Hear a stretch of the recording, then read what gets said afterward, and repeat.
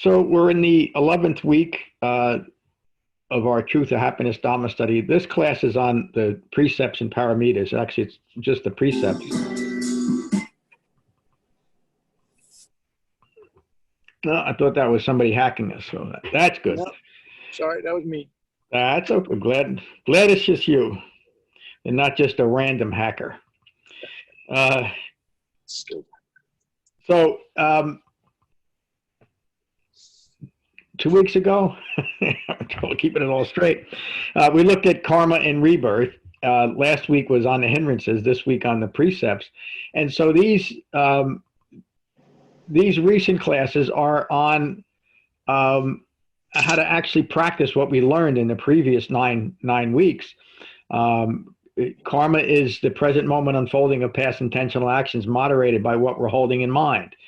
And so as we become more mindful of our behavior, the hindrances and now the precepts in a very clear way point out what we should be mindful of. In other words, these are the checks that the Buddha taught to provide practical restraint through our behavior, informed by right mindfulness, by understanding why we're doing these things. We're not just being, we're not just mindful of the hindrances or the precepts so that we can be good people and prove ourselves to a judging God whether we're worthy for awakening. It has nothing to do with what the Buddha taught, even though that's still a common belief in modern Buddhism. When you hear the word merit in modern Buddhism, that's usually what it's referring to. Doing something to manipulate an outside force that has power over us.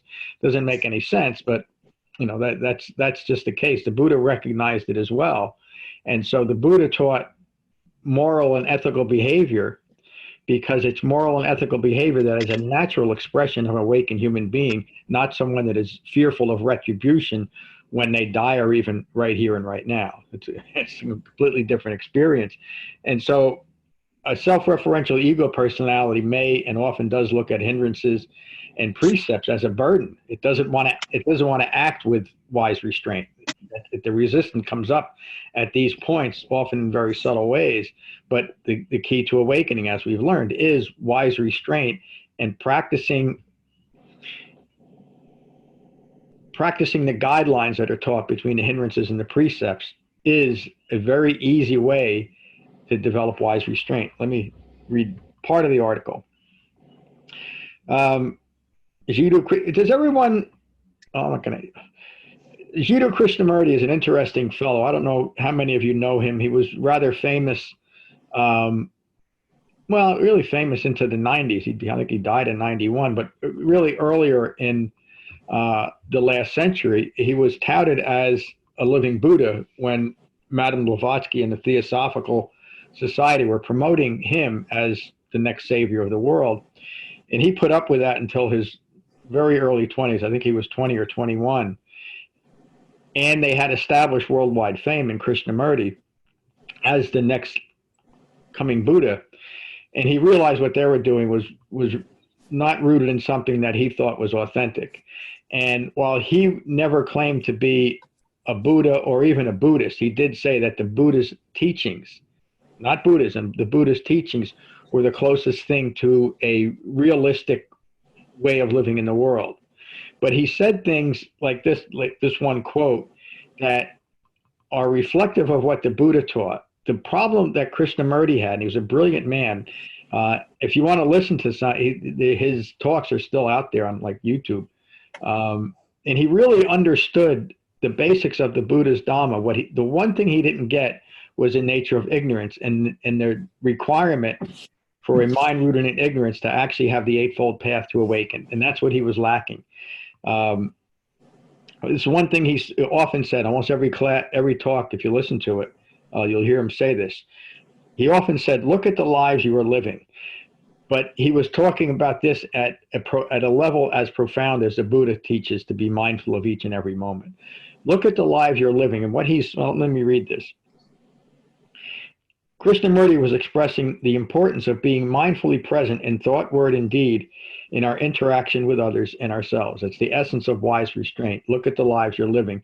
And if your lives are upsetting or distracting in any way, we need, and what Krishnamurti is referring to is now you have to take responsibility for how you think and how you feel. In thought, word, and deed is where the Dhamma is practiced. Now we can put Krishnamurti aside because he's not a Buddhist. As a way of integrating the Four Noble Truths into our daily lives, and as a simple and effective way of being mindful of how we relate to the phenomenal world, the Buddha gave us precepts. Precepts are simply principles for conduct. By following these precepts in thought, word, and deed, we are living within the framework of the Eightfold Path. So again, by being mindful of these precepts, and I would say when we're not following the precepts and when we are following the precepts, to be mindful of both of that, because it tells us immediately if we are actually practicing the Dhamma in this moment. The Buddha taught 5 basic lay precepts and then 3 additional principles for those considering monastic life, and sometimes for those on retreat. So the 5 precepts, any of you who have gone on a Buddhist retreat, you would probably have already taken these precepts. They'll ask you at the beginning of retreat. And again, that's just so there's some institutionalized restraint during a retreat, much like we run our retreats, that we don't just go and sit in silence. We use the framework that the Buddha taught. We put much more focus on the Eightfold Path than just being mindful of precepts. But this is where the Dhamma is most easily made mindful. We know when we're practicing it and when we're not. And then if you, just to make the point, I might touch on it here later. Let me let Andrew's coming in. Let's let Andrew come in the room.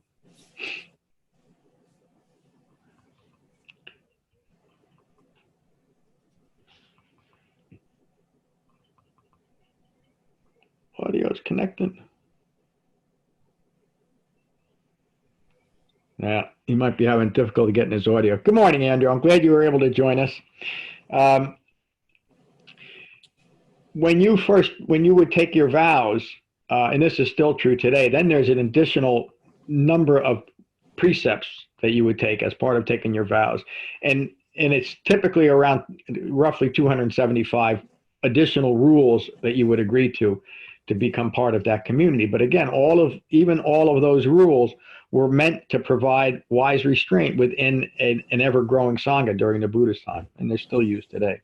The Buddha also taught, depending on the source and the subsequent Buddhist sector school, about 200 or more, it's about 275 precepts for any monastics. Most of the additional monastic precepts are for conduct within a so-called spiritual community or within the monastery. Those 5 precepts are to refrain from killing or taking life and acting with goodwill and loving kindness towards all. And it should be noted that the Buddha was not a vegetarian, and so this isn't a blanket statement against not taking any living life. In fact, the main concern that the Buddha had was not between humans and animals, except the sacrifices are going on this time. His concern was the interaction between human beings and the violence that he saw prevalent during his time and still today of actually killing human beings. And then as we understand these moral and ethical aspects of the Dhamma on a much more subtle level, we understand the most hurtful thing we can do, or at least as hurtful as actually taking someone's life, is the equivalent of character assassination. It's the same thing. It's so prevalent today we don't even notice it. This idea of canceling people. It's the same thing, and it's the most hurtful thing anybody could do. Maybe I should qualify by saying save killing someone.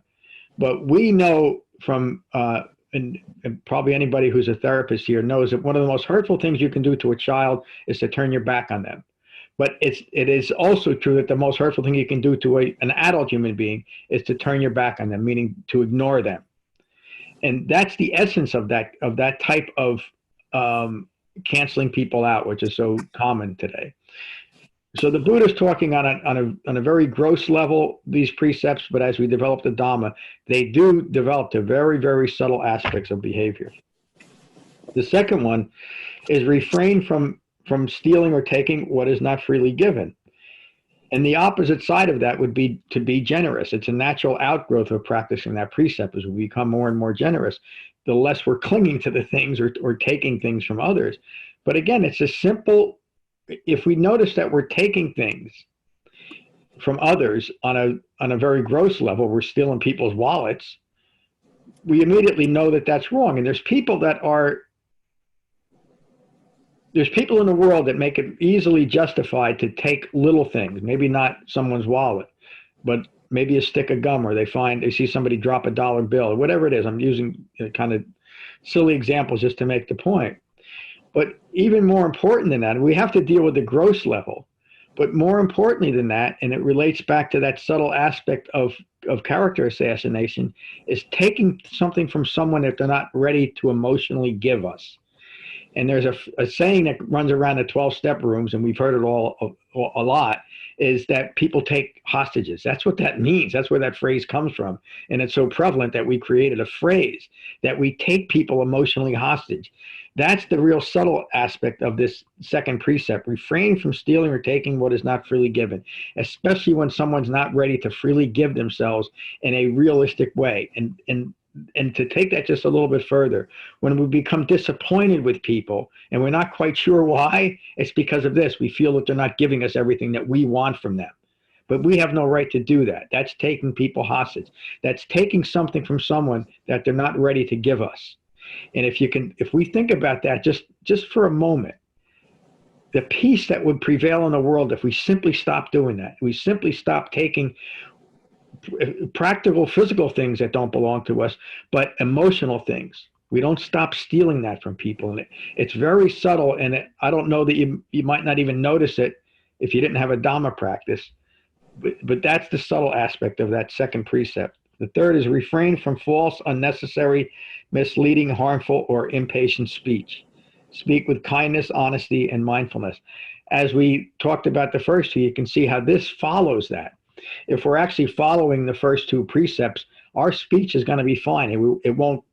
We won't even notice it, or we'll notice that we are speaking in a much more pleasant and compassionate way with other people. But following the first two precepts, we realize that it is our speech that's going to tell us if we're not practicing those first two. So, and probably most of you, if not all of you, said this to me, because I tell people in the beginning of Dhamma practice to be mindful of right speech, right action, right livelihood, because that's your first experience of practicing the Dhamma. And almost everyone, and I don't remember if every one of you said this to me, but almost everyone I've ever taught said that it was being mindful of right speech and right action. That was the beginning point of their Dhamma practice. Excuse me. In other words, finally being mindful of what's coming out of our mouths and what we're doing, what our behavior is like, is something we've been doing for our whole lives. Most of us, I mean, that's what we're taught as kids, but we're not doing it in relation to the Dhamma. And so from a conditioned mind, when we're being mindful of our behavior, it's very easy to fall into more self-loathing and beating ourselves up when we're not following these precepts. But within the framework of the Dhamma, it's simply a recognition of ignorance emerging in our behavior, in our thought, words, and deeds. And we have the ability to now recognize it and abandon it. So when we're working with hindrances and now working with precepts, it's not an opportunity to find out where we're wrong, except in the framework of the Eightfold Path. It's simply where we need to be mindful of certain behaviors so that we can eliminate them. In not getting off the track, because it makes the point, and those of you that have in the 12-step community would understand this. The 12 steps were designed primarily, there's a few other aspects to it, to point out our self-referential behavior, our selfishness. And when you take that a little bit deeper, if you think about addiction, but all compulsive behavior, there's nothing more selfish than acting out in that same way. And so that underlying cause of all human suffering, ignorance of Four Noble Truths, is playing out through our behavior. And so, again, just to make that point again and again, it is through the hindrances and through the precepts that we're able to be mindful of Dhamma practice. and Dhamma practice actually developing towards its goal. The fourth is refrain from sexual misconduct or using sex in a selfish or harmful manner. Be content in giving. So it's another misunderstanding that goes kind of with that first one, that the Buddha was a strict vegetarian, and he never said that. And I could talk more about that, but I won't. He actually admonished monks and nuns that came back talking proudly about how they refused to take animal food from people, and the Buddha gave him a little bit of hell for that. I won't get too deep into that. The same thing with this notion that the Buddha's talking about being generous in your sexuality and not being hurtful towards others, getting into the power games that many people fall into. They've taken that too far to say the Buddha taught that we should all be celibate. And he never said that. It was within a monastic community that he realized that when monks and nuns are living together in the forest, that's just a practical way of living in the world. And so as lay people, we don't live in the forest. We don't live separated from the world in that way. We establish seclusion through the Dhamma while we're living in the world. And so we learn that this fourth precept, and it's important enough that it's separated out, that we start applying the Dhamma to our sexual relationships and start turning them not. Let me just say it this way. I'm not trying to offend anybody, and I'm not saying I'm going to use an extreme, not thinking that any of you are acting in this way. But we learn as an aspect of the Dhamma that sexual relationships aren't all about me, are they? I'm not taking things so selfishly anymore. And so that brings a generous notion to intimate sexual relationships. And as it changes everything, doesn't it? It changes the whole dynamic, and it makes something as profoundly intimate as sexual relationships between human beings, and it even brings that into the Dhamma. And so I don't know if I've ever talked that long about how important this is, but I think as a Sangha, we're ready to understand that. We can apply this in every single aspect of our lives, including as a Buddhist teaching in sexual relations. The fifth is refrain from the use of intoxicants, so to be mindful and thoughtful. So everybody knows that I'm a recovered alcoholic and drug addict. So for me, and I really believe that once you've crossed that line, it's not a good idea to test the line. And so what I'm saying is I'm not making a blanket statement that someone who has developed alcoholism and drug addiction can never take a drink or a drug again successfully. What I'm saying is that they probably shouldn't. And so I follow that. So I don't drink, I don't take drugs. But the reason now is not because I would probably quickly lose my life over it through active addiction. In this moment, I would lose my mind. And that's really more important about this. And I'm not saying that none of you should ever have a glass of wine or smoke a joint if you want. But I would ask you to consider it within the framework of what you're trying to do as Dhamma practitioners and awaken, and understand why the Buddha taught to avoid the use of intoxicants at all. And the reason is that as soon as you take a drink or smoke a joint or use any harder drugs, you've lost your mind. It's just that way. It's the reason why we do take a drink, isn't it? To loosen us up a little bit. But that loosening up comes at the expense of slightly diminishing the control and the concentration we work so hard to develop. I'll leave it up to you how far you want to take this. And again, I'm not saying as Dhamma practitioners you should never drink or drug. That's too extreme of a statement. But I would say as your teacher, if you are drinking, and especially if you're taking illegal drugs, to look at it very carefully and see if you think you want to continue in that way as a Dhamma practitioner. So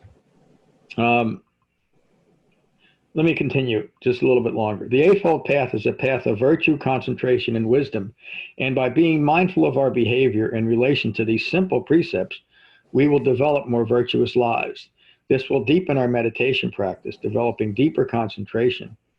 As we become more mindful of virtue and concentration, wisdom deepens. So how does being mindful of our behavior support our meditation practice? And it's so it's so direct that it might be overlooked. But it's one of the things that the Buddha recognized, that if we're acting in behavior that is in any way hurtful towards others or towards ourselves, it will simply leave our minds in too agitated of a state to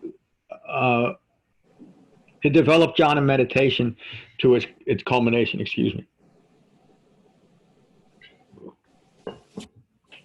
We will have, by poor behavior, we establish in our own minds distraction and upset. And so even if we're not mindfully aware of it, it has a very subtle effect on our meditation. And so there's, as we develop our Dhamma practice, for most of us, and again, most of us don't engage in gross and egregious behavior, but it's subtle aspects of our behavior that keep us rooted in ignorance. Many of us start noticing that very subtle aspect. And that's why I keep coming back to this idea that we have to be very, very gentle with ourselves and not judge ourselves harshly about any of this, but simply recognize it's what's emerging, it's what I'm carrying around with me, it's something that I'm prone to. In other words, taking people as emotional hostages. I recognize that in myself. And now, because I recognize it, I don't beat myself up for doing it. I recognize how fortunate I am to have a way of recognizing that in a very gentle way. And by me taking control of the way I think, feel, and act, I can change it. I can transform myself from a person rooted in ignorance of Four Noble Truths and prone to sickness, aging, and death, prone to getting upset when I don't get what I want, prone to getting upset when I receive things that I don't want. In short, I go from being a five clinging aggregate person, remember 3 weeks ago, to someone who recognizes and has abandoned all aspects of behavior rooted in ignorance of Four Noble Truths. And all of those behaviors will arise through one of these principles, precepts. You can fit anything into these precepts, and last week on the hindrances. It's just practical Dhamma teaching. But it also, and I'm going to finish with this, being mindful of these precepts. I used to suggest, and I'll suggest it now, that if you just can't remember them, write them down on a piece of paper and hang them on the refrigerator or whatever, whatever you're going to look at a lot. Because they bring immediate mindfulness to our behavior. They bring the Dhamma right to where we're at in this moment. And they allow us to get to those subtle aspects of hurtful behavior towards others and ourselves that we wouldn't otherwise notice without a well-concentrated mind and a framework. So as our behavior increases, we will notice that our concentration is increasing, our meditation practice is bearing more fruit. And if it's not, we can look at through this teaching, we can look at the subtle aspects of behavior that we're still clinging to, that we're not ready to let go of, and we can understand that. So that's today's talk. I'll touch on the Paramitas on Tuesday's class. So, all right, let's go. There was an announcement too. John, maybe I remember it. Yes. It's Lorna. Can I ask a question? Please. I really didn't follow your thinking about taking hostages. I'm not following your thought on that at all. Are you meaning that I really don't follow it. Are you talking about other people that we demand different behaviors from, or look for different? Thank you for asking. It's about interacting with another person in a way that is manipulative to them.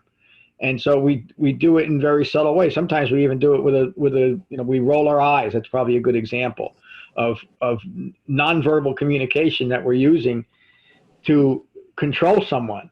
That's taking something that they're not ready to give. That's taking someone emotionally hostage. And we do it with all kinds of constructs. Sometimes we'll do it out of fear when there's that type of relationship, a kind of a power struggle going on between people. And it's usually the male that will instill fear in women and keep women in an awful, again, I'm using an extreme example, instill fear in women that they can't live on their own. And so you're going to stay in this awful relationship. That's taking someone emotionally hostage, isn't it? You're instilling fear in them to control them. That's an extreme example, but we tend to do that all the time.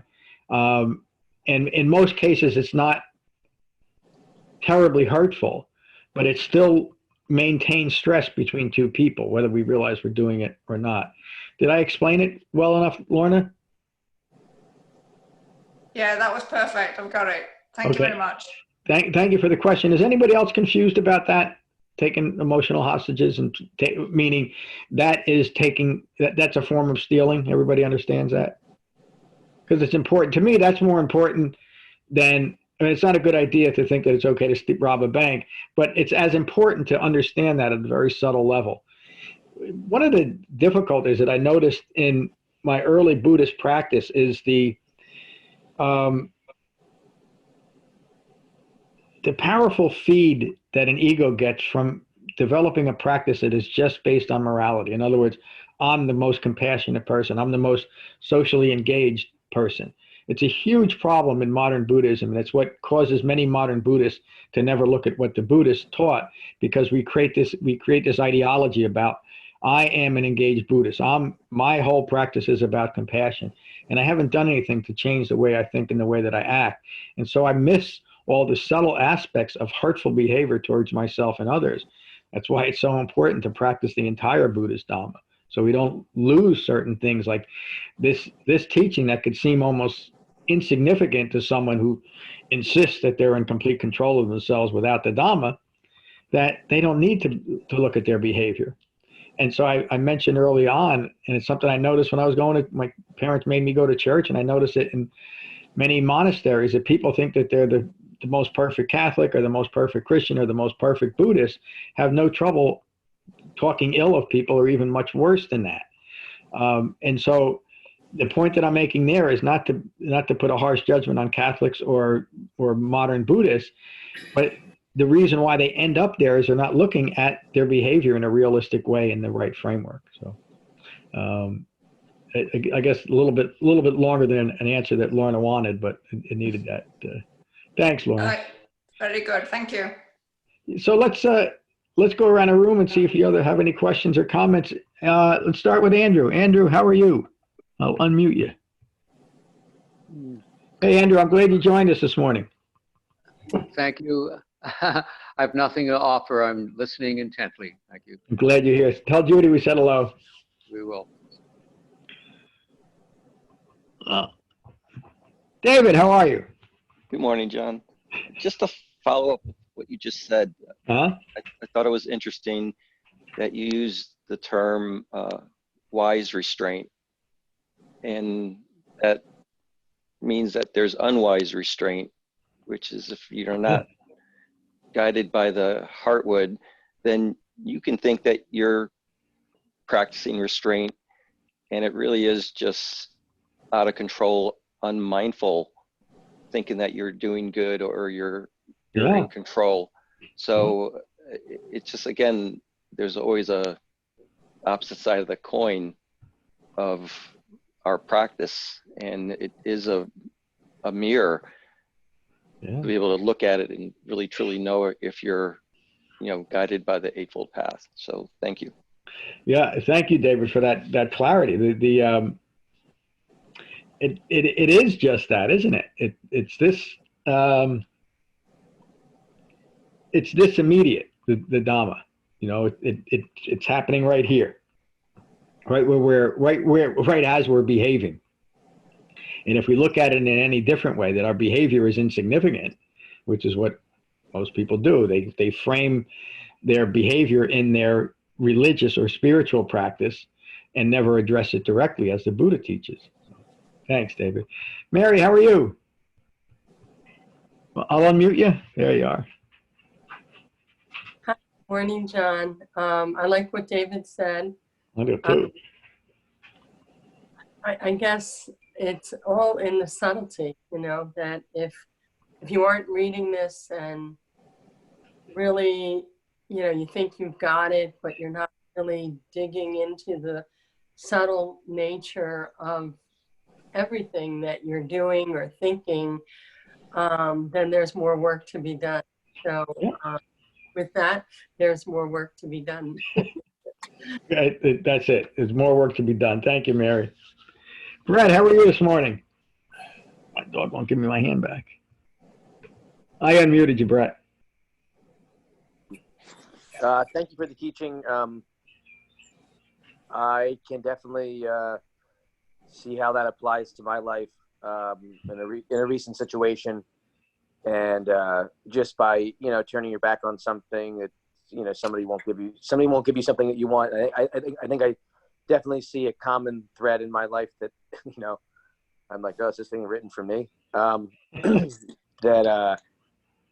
how hurtful it is that if somebody won't give you something that you want, that you're going to turn your back on them, and then you're going to turn your back on and for me, I turn my back on myself, kind of, because I'm turning my back on somebody else is kind of turning my back on myself, I feel like, and maybe I'm taking it to a different extreme, but I could really see how that is definitely something that that I do, and it's definitely not skillful, and it's very harmful. Yeah, it is. And again, all we do is recognize it, that it's hurtful towards ourselves and others, and we let it go.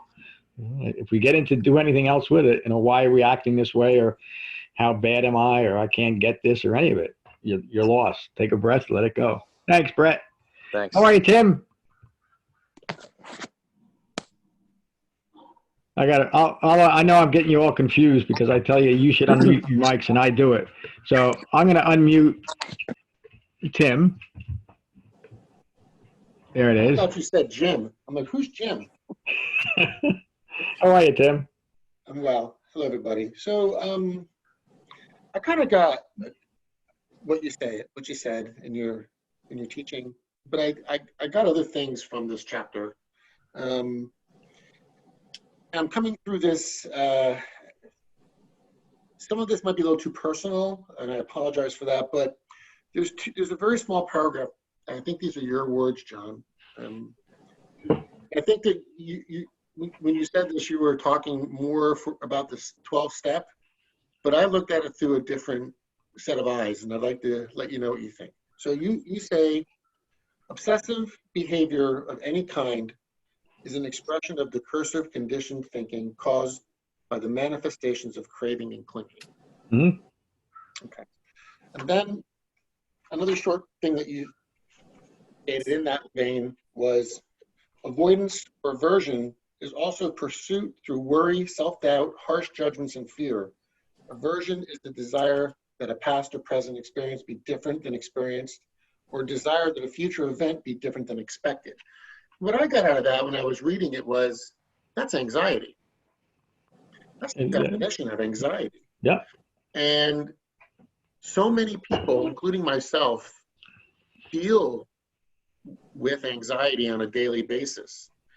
And it's something in our medical field that is just recently people become more aware of in the profession field. But quite often people live their life with severe anxiety and they're on their own.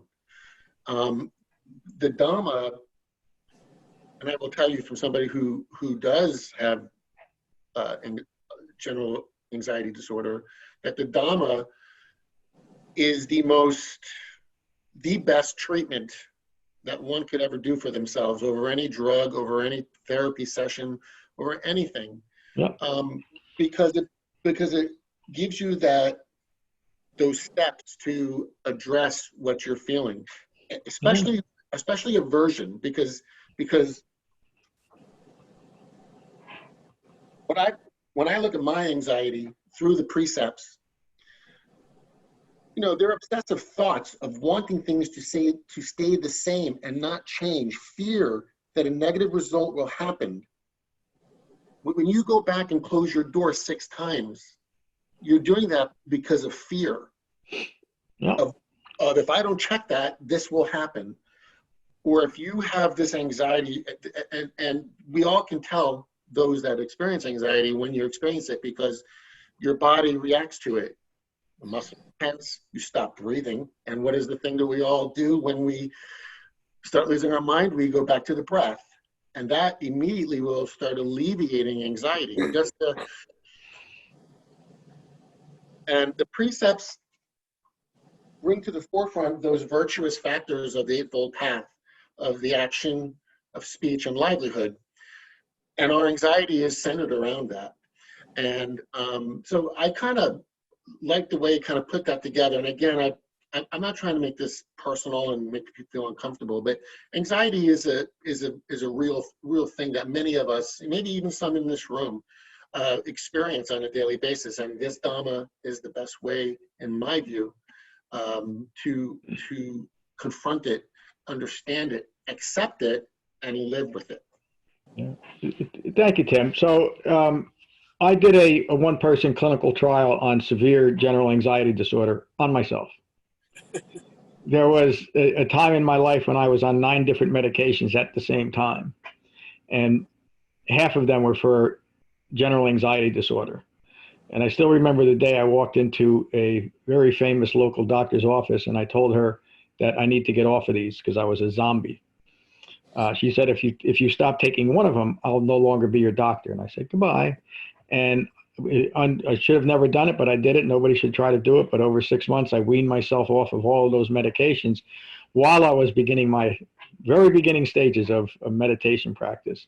And eventually I put them all behind, and I haven't looked back. And I've had many students that I know had the same thing, applied the Dhamma in the way that it's meant, and anxiety fell away. Now I've also had more than a few students that had very high anxiety levels, and the Dhamma didn't help them. And, I'm not going to say they didn't do it. Whatever the reason is, it didn't help them at all. And now I'm saying that just to be responsible. If you have general anxiety disorder and you're listening to this or you come across it, don't go off your medications like I just said I did, but you can use the Dhamma to try to do that. So you're right. You're absolutely right, Tim. This is the Buddha identified the first noble truth as there is dukkha, meaning there is stress. And medical profession knows now how debilitating stress is, and it directly addresses it. So thanks for bringing it up. Kevin, how are you? Kevin Roach. How are you, John? Good to see you. Good to see you too. Hope everybody's doing well. It's a great teaching. It just really looks, like part of right action, just a more fleshed out view of what right action is, and it just goes back to the Dhamma. Yeah. And that's about all I have to say about it. Thank you. Thanks for joining us today. Thanks. Hello, Jen. Hi, everybody.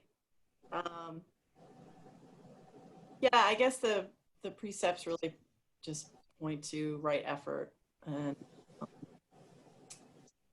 and really help to reiterate what you said, or kind of how you were explaining it. It just really helps to use the precepts to recognize what it is that we haven't let go of yet. So, yeah. That's a great way to put it, Jen. Thank you. Because whatever we're clinging to is going to come up in our behavior, and that's one of them. Thanks. Kevin Hart, how are you? Doing well. Nice to see everybody. Good to see you. What I was sort of gathering out of this was some more clarity into actually craving. Like you said, by examining our behavior towards ourselves and others, really shines light on the phenomenon of craving and how subtle that is. And as we've said before, it's the nature of anatta to crave and cling. And this really drives at the heart of that. I think that the subtleties of craving and the wisdom of restraint are tied very closely. And I appreciated the insight into that. So thank you. Yeah, thank you, Kevin. A great insight into the second noble truth there. Liz, how are you?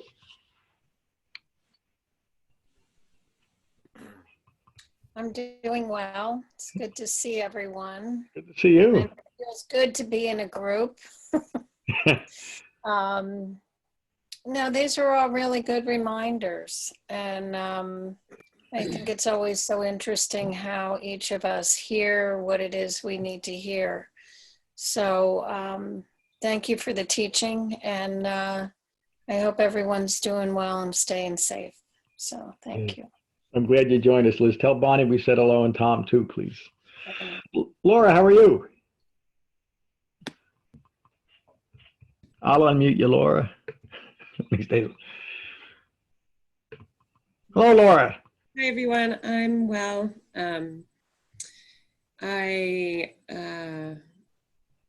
This teaching just kind of points back to the Eightfold Path for me, and practicing all those aspects of the Eightfold Path. When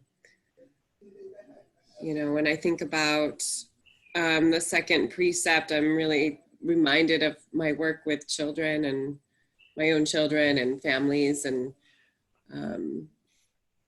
this idea of like taking another person hostage. I see that as, these moments where things are uncomfortable, or a child needs to experience life as life unfolds, how easily it is for adults to try to kind of rob them of that moment that they need to process, and how that sets us up in life for that kind of clinging and craving for something other than what's occurring. So that precept really kind of amazingly embodies a lot of the work that I do. And that was really nice to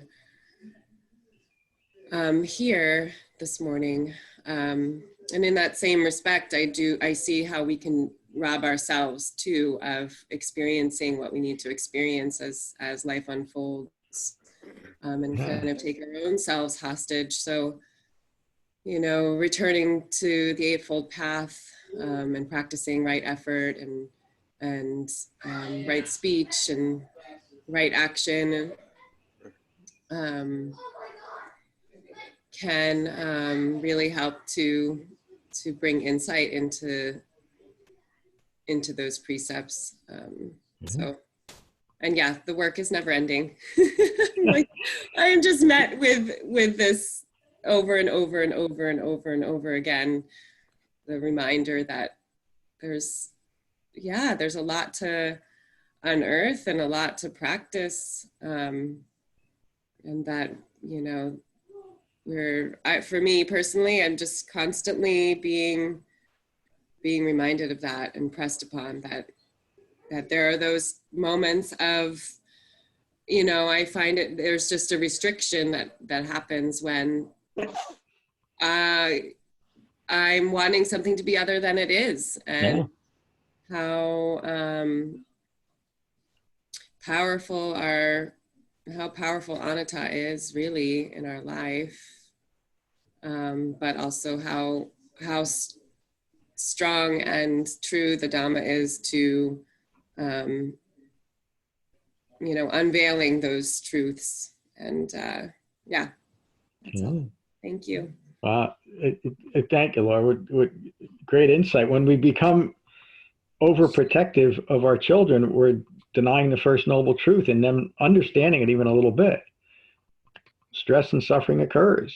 And again, if we're overprotective, our kids can't learn that it just happens, and we instill that compulsive notion that almost every human being has, that nothing bad should ever happen. And it does.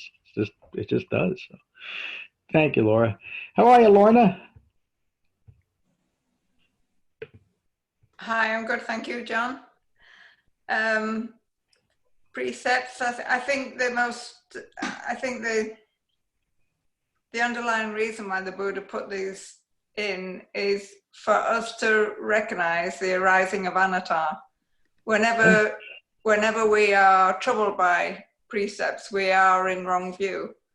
We have been overtaken by our own anatta. Our minds have been overtaken by it. Yeah. And it's a profound teaching. I know that the Buddha went on, there's many, if you want to become a nun or a monk, you look at many, many more. But I think the teaching, the overriding teaching is to look at how subtle and how manipulating your own version of anatta is. Yeah.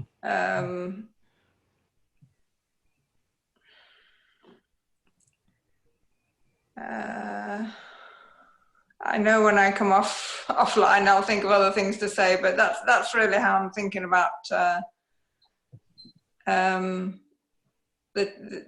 this morning's teaching. Thank you. Yeah, thank you, Lorna. You have great insight into the practicality of understanding this. You know? Let's go to Anthony. How are you, Anthony?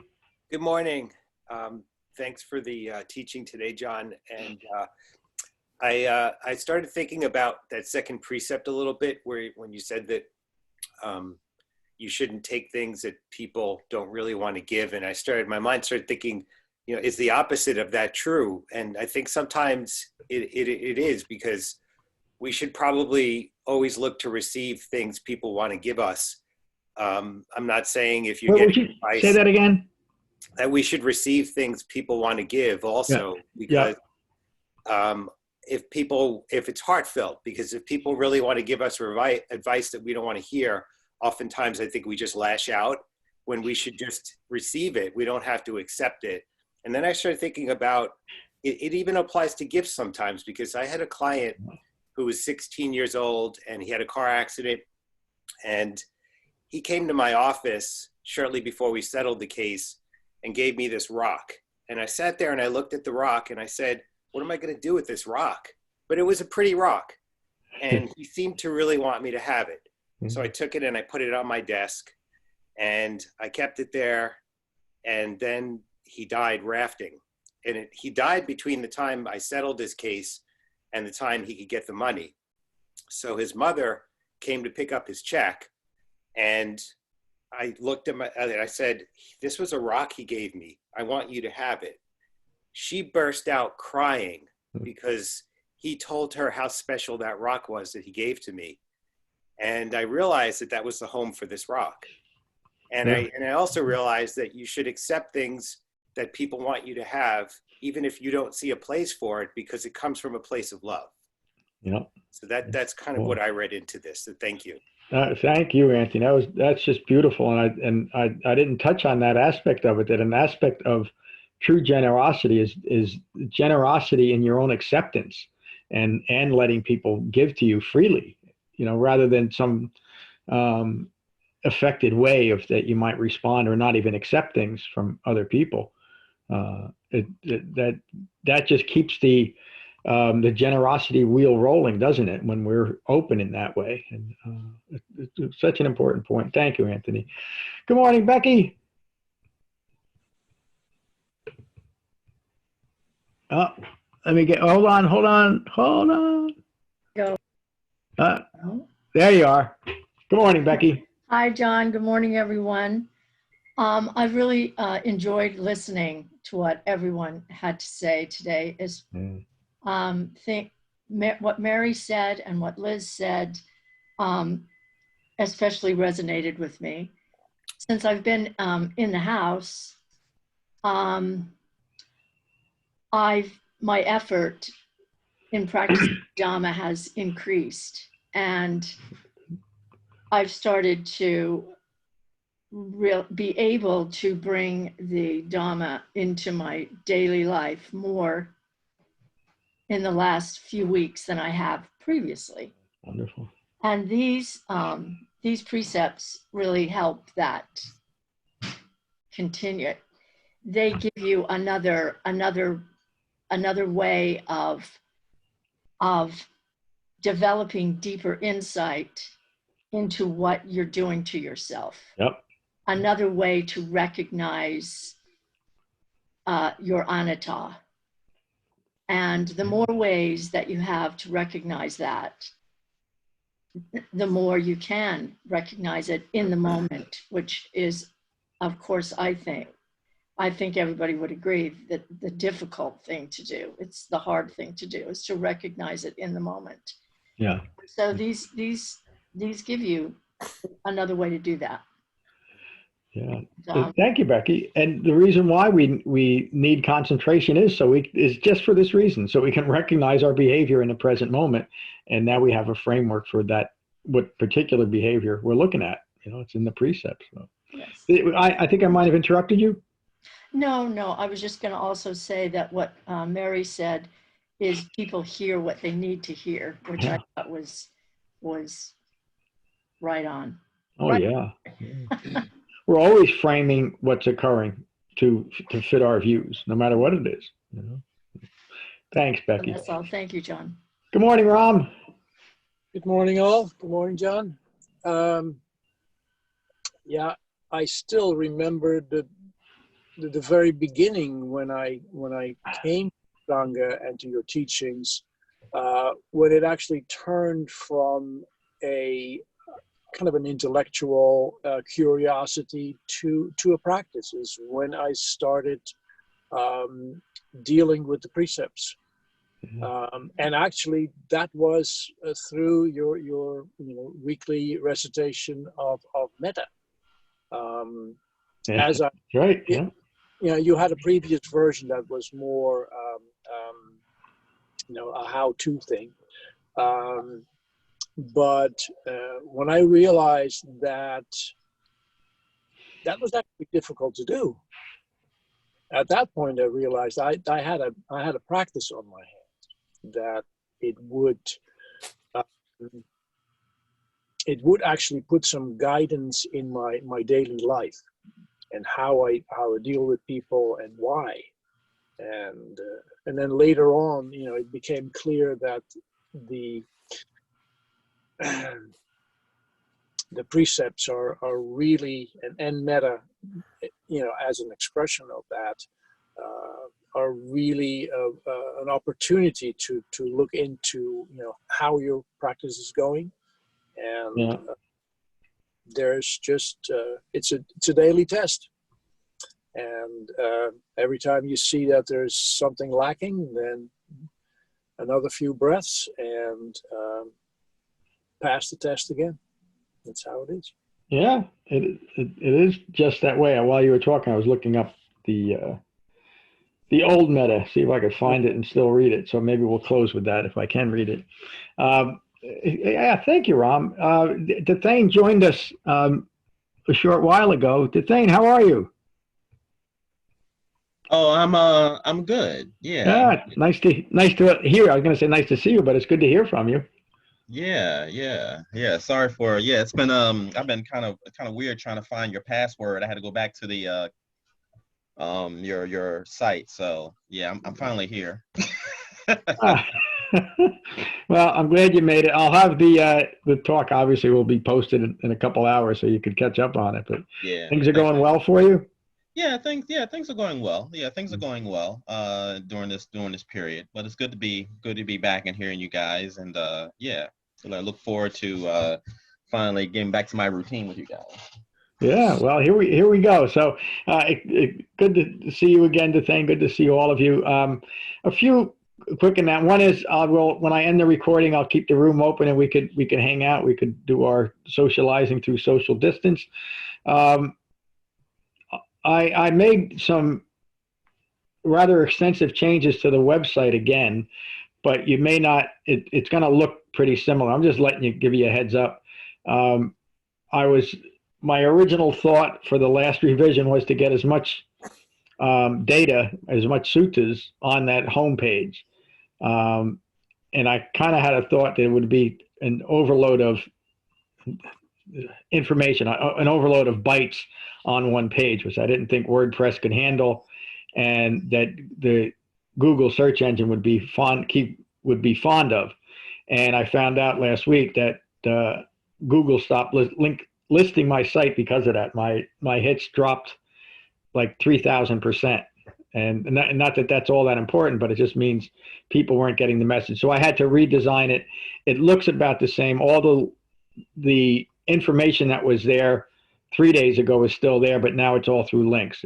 There's only two or, well, you'll see what's there, but just so you had a heads up that the website has changed a little bit.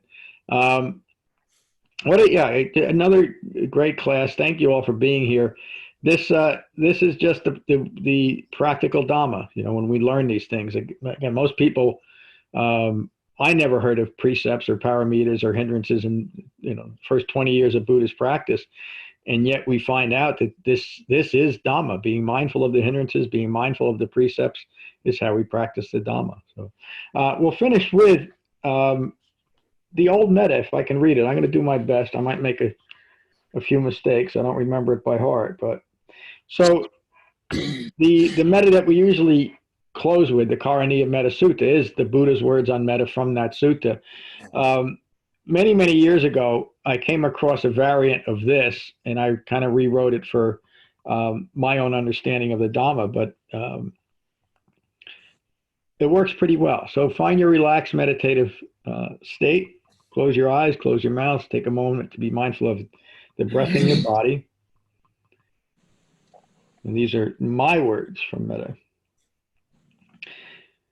May I be filled with love and kindness. May I be well. May I be peaceful and at ease. May I be happy. May I be filled with love and kindness. May I be well. May I be peaceful and at ease. May I be happy. May I be filled with love and kindness. May I be well. May I be peaceful and at ease. And may I be happy. So next, bring to mind someone you care deeply for, and generating feelings of deep love and concentration for the object of this meditation. May they be filled with love and kindness. May they be well. May they be peaceful and at ease, and may they be happy. May they be filled with love and kindness. May they be well. May they be peaceful and at ease, and may they be happy. May they be filled with love and kindness. May they be well. May they be peaceful and at ease, and may they be happy. Next, bring to mind someone you may be in conflict with, a difficult relationship, and generating feelings of deep love and compassion for the object of this meditation. May they be filled with love and kindness. May they be well. May they be peaceful and at ease, and may they be happy. May they be filled with love and kindness. May they be well. May they be peaceful and at ease, and may they be happy. May they be filled with love and kindness. May they be well. May they be peaceful and at ease, and may they be happy. Next, bring to mind someone, excuse me. Next, bring to mind someone you feel neutral about, and generating feelings of deep love and compassion for the object of this meditation. May they be filled with love and kindness. May they be well. May they be peaceful and at ease, and may they be happy. May they be filled with love and kindness. May they be well. May they be peaceful and at ease, and may they be happy. May they be filled with love and kindness. May they be well. May they be peaceful and at ease, and may they be happy. Next, bring to mind those closest to you, then our community, then all of those in our local community, then all of us on the planet and of all creation, to include all sentient beings, and generating feelings of deep love and compassion for all sentient beings. May all sentient beings be filled with love and kindness. May all sentient beings be well. May all sentient beings be peaceful and at ease. May all sentient beings be happy. May all sentient beings be filled with love and kindness. May all sentient beings be well. May all sentient beings be peaceful and at ease. May all sentient beings be happy. May all sentient beings be filled with love and kindness. May all sentient beings be well. May all sentient beings be peaceful and at ease. And may all sentient beings be happy. Thank you all for a wonderful class this morning. Peace. It was good to hear that again.